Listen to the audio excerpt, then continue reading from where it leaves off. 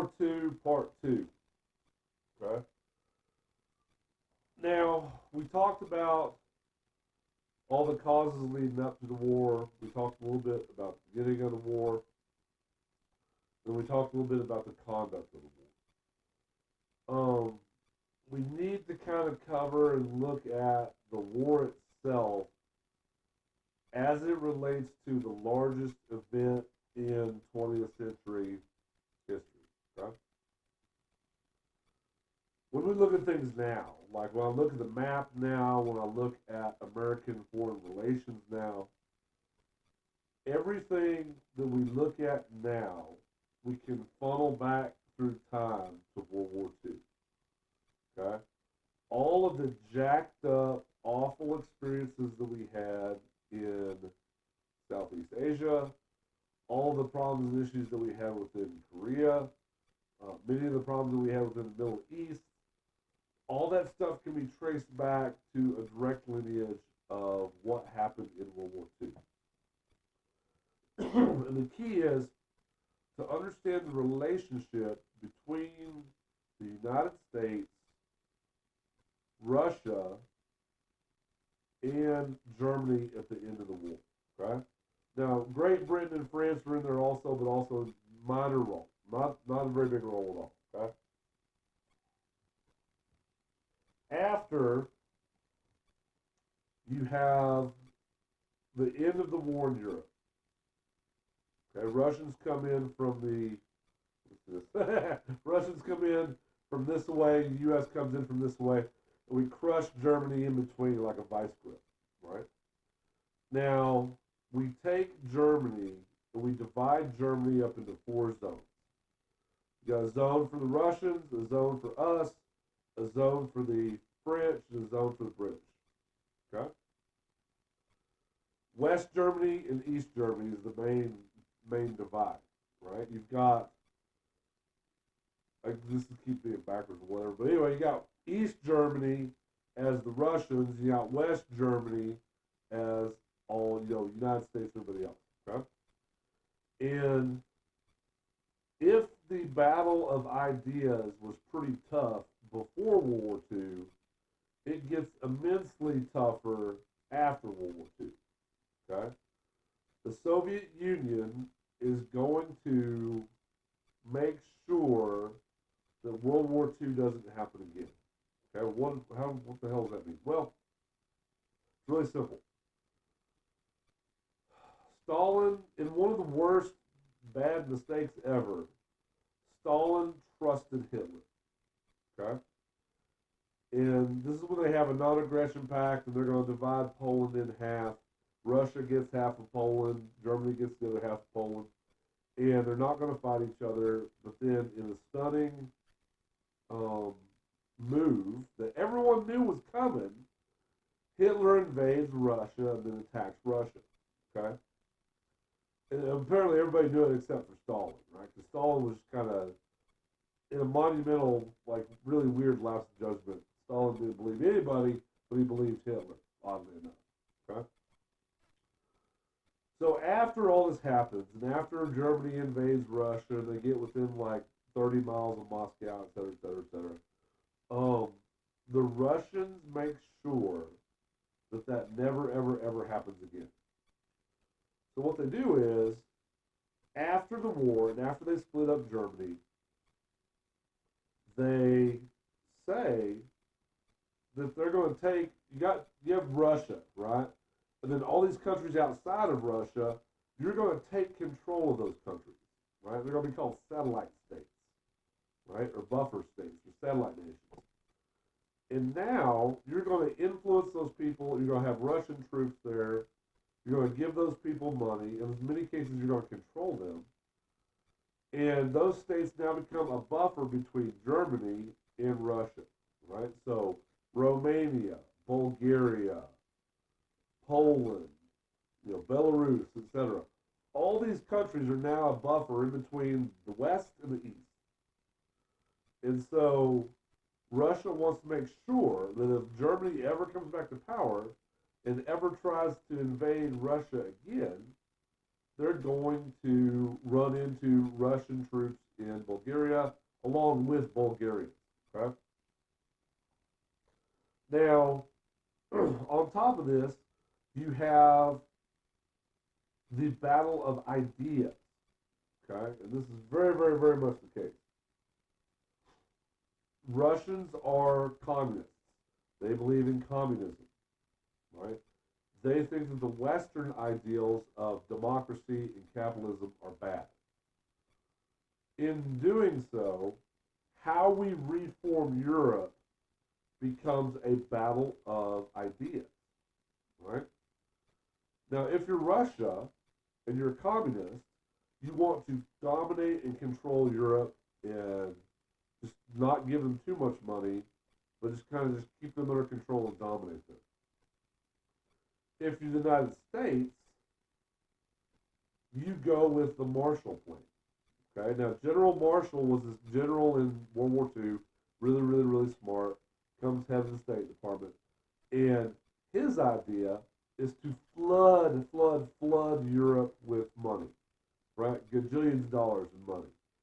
You're going to have American companies invest in the reconstruction of Europe, and they're going to make a gajillion dollars off of it, all the while building Europe back up.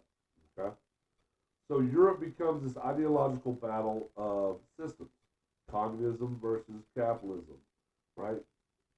Evil police state, Russia, versus freedom in America, and we love freedom and all that stuff, okay? So much so that,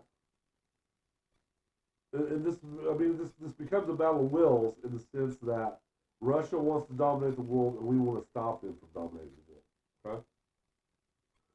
Now, this is where you come to an idea that will form and shape American history for the next 50 plus years, even further ramifications than that. And it is called the Truman Doctrine. Okay? The Truman Doctrine is named after Harry Truman, right? And FDR, Franklin Delano Roosevelt, he's president up until 45, and then right, I think at the very beginning of 45, he dies. Okay, dies of health complications. And Truman becomes president. So Truman is faced with the responsibility of wrapping up the war. So as the Soviet Union expands and as it gets bigger, Truman begins to realize how big of a threat the Soviet Union is going to be. Okay? So Truman creates what is essentially known as the Truman Doctrine. Right?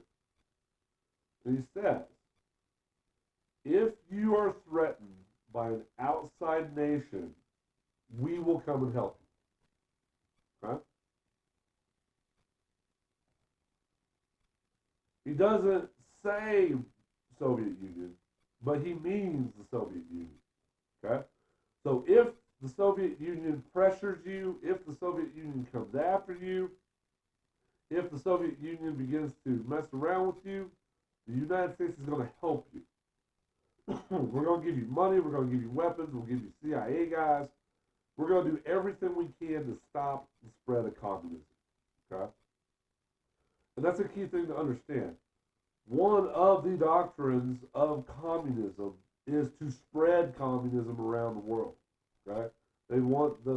Communism wants a global communist state. Okay, that's just part of what they want. Right? And Truman says that he's going to be willing to stop them anywhere in the world. Right? This is the doctrine, and this is the idea that's going to get us involved in numerous conflicts all over the world for the next 50, 60, 75 plus years. Okay? All right. So that's kind of the key thing about World War II is where do we go after the war? What roles does the United States assume after that? Okay? Now, I would be remiss if I didn't kind of discuss the human endeavor after the war. Okay? Now, you can look at human conflict, you can look at footage, You can look at pictures, and clearly you can see that World War II was pretty horrific. The combat was pretty rough, pretty bad, right? Um, I kind of talked about the idea of the everyman being sent off to war, and that's especially the case as it relates to World War II. Okay? Truck drivers, mailmen, teachers, police, just every random person in American society ends up going to war, right? And again, you got to remember there's people that volunteered, there's people that got drafted and went. And so, you take someone who is a mailman, right, in Pawtucket, Oklahoma, and you give a little telegram that says, all right, you're hereby going to go to World War II for the duration. And that's kind of the key thing to understand is this guy goes and picks up all sorts of weaponry and just starts killing people on the battlefield and gaining operational experience either until the war is over or he gets blown away. Okay? Now, multiply that times millions, right? And it's not like as Americans we had this deep, vast knowledge of combat operations. We really didn't, right? The first 2.5 years of war, we had no clue what the hell we were doing. And it shows in a lot of our casualty numbers, right? But over time, as we gain operational experience, and as individuals get smarter and get harder, right, they learn how to effectively thrive on the battlefield, okay? Well, then the question becomes, after the war, what happens to those people, right? They spent 2 or 3 years setting people on fire with a flamethrower. That's their life. And then you want them to come back home, settle down, get married, and go get a job somewhere and go back to work. How's that going to work out? Right? I mean, how are you going to go through Europe, literally march across Europe, blasting Nazis, seeing your friends get killed, doing everything you can to survive, and at the end, they want you to go sit in algebra class, right?